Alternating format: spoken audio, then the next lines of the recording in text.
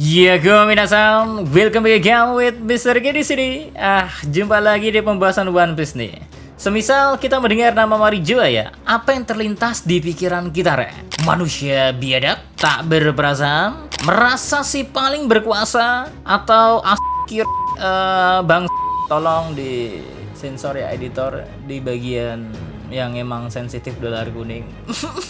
Terus letaknya Marijoa juga sulit dijangkau, Rek. Yang membuat wilayah Marijoa ini sulit dimasuki kecuali oleh kaum naga langit dan budak, marin, tentunya Silverball. Tapi Rek, layaknya gawang MU yang gampang dibobol, rupanya Marijoa udah beberapa kali nih pertahanannya ditembus sekaligus dirusuh. So, di sini Mr. K mau membahas penyerangan atau penyusupan di Marijoa. Namun sebelum itu ya, jangan lupa buat like video ini buat penyemangat Mr. K berkonten. Apalagi kalau ngata-ngatain Tenno gitu, Mr. K akhir-akhir ini jadi kayak semangat gitu loh ya. So, tanpa basa-basi gak jelas, monggo enjoy menuju pembahasannya G. Let's go.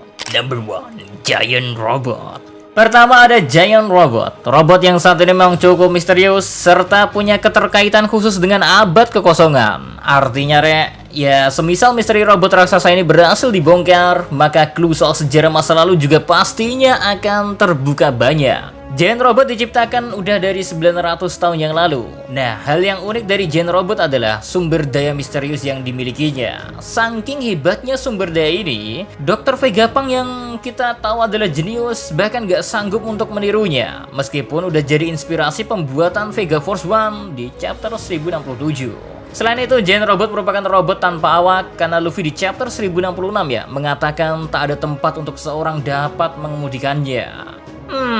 Di 200 tahun silam, siapa sangka ya robot yang telah lama tertidur ini sempat bangkit. Hebatnya lagi ya, Giant Robot berhasil mendaki Red Line dan tiba di Marijoa. Tetapi sebelum memulai pertempuran lebih lanjut, Giant Robot terhenti. Perintah dari pemerintahan dia mengingatkan robot ini segera disingkirkan. Namun kenyataannya tidak begitu, Rek. Para ilmuwan memutuskan menyembunyikan robot ini untuk terus diteliti, mengingat teknologi yang lebih maju bahkan setelah ratusan tahun kemudian ada di dalam robot ini. Bahkan ya, di chapter 1092, Giant Robot sempat merespon ketika Drum of Liberation berdendang.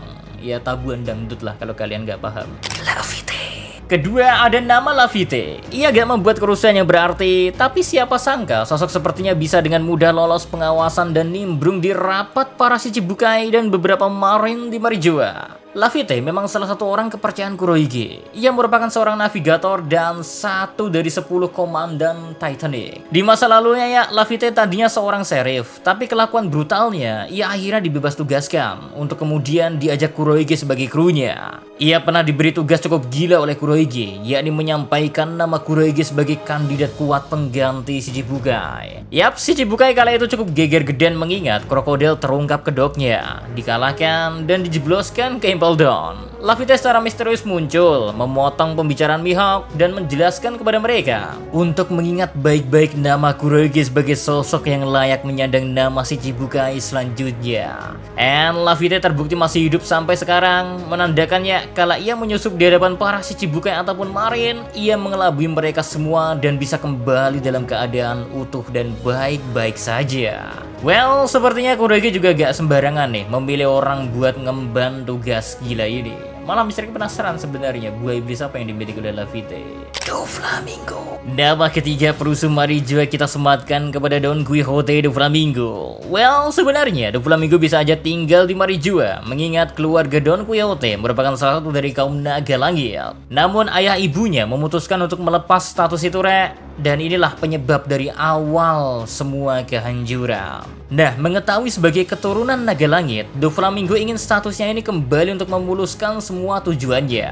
Awal kedatangannya ke Marijoa pun baik, membujuk agar status naga langitnya ini tersemat lagi kepada dirinya. Namun ditolak karena pemerintahan dunia sudah menganggap Homing sekeluarga sebagai pengkhianat. Bukan Doflamingo namanya kalau gak licik dan kehabisan akal, Rek. Ia berhasil mengetahui informasi penting terkait harta nasional Marijoa.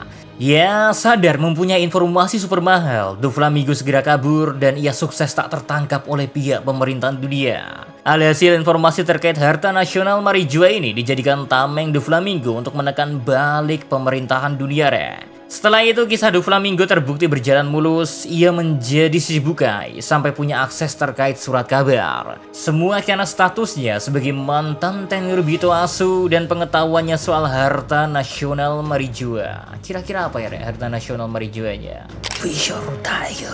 Keempat, kita perlu mengenal Fisher Tiger. Pemimpin dari Sun Pirates ini punya peran besar dalam kilas balik arc Fishman Island. Dibandingkan bajak laut lainnya, Sun Pirates lebih cocok disebut tim anti perbudakan. Karena fokus utamanya memang memberi kebebasan bagi mereka yang berhak, gak kayak yang ngaku-ngaku perserikatan dunia, tapi diem-diem aja ketika ngelihat genosida. Puncak keberhasilan Fisher Tiger bersama Sun Pirates jelas terjadi ketika Fisher Tiger membebaskan banyak budak langsung dari Marijua. Budak-budak itu diantaranya Gorgon Sister alias boa bersaudara, serta koala.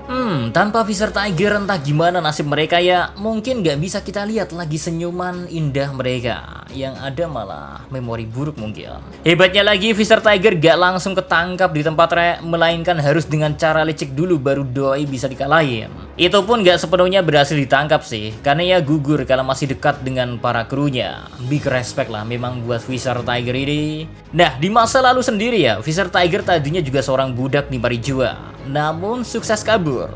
Celah di Marijua ini nampaknya masih diingat baik Fisher Tiger hingga ia kembali menjalankan misi mulianya membebaskan para budak. Jewelry Bonnie. Selanjutnya kita berpindah ke nama Jewelry Bonnie. Dulu kehadirannya di Marijua sempat dipertanyakan bagaimana bisa dan apa tujuannya. Belum lagi ia menangisi Kuma yang kala itu masih sangat menjadi misteri. Kini semuanya udah cukup jelas kan? Bonnie menggunakan acara Reveria sebagai kesempatannya masuk ke Marijua. Ia menyamar sebagai Ratu Sorbet Kingdom sehingga memuluskannya bisa masuk. Terlebih ia sepertinya mengetahui informasi terkait ratu ini. Menyamar jadi persoalan mudah didukung buah iblis yang dimiliki Tentu perjalanan Bonnie tak begitu berjalan mulus. Ia sempat harus dibantu oleh Sabo.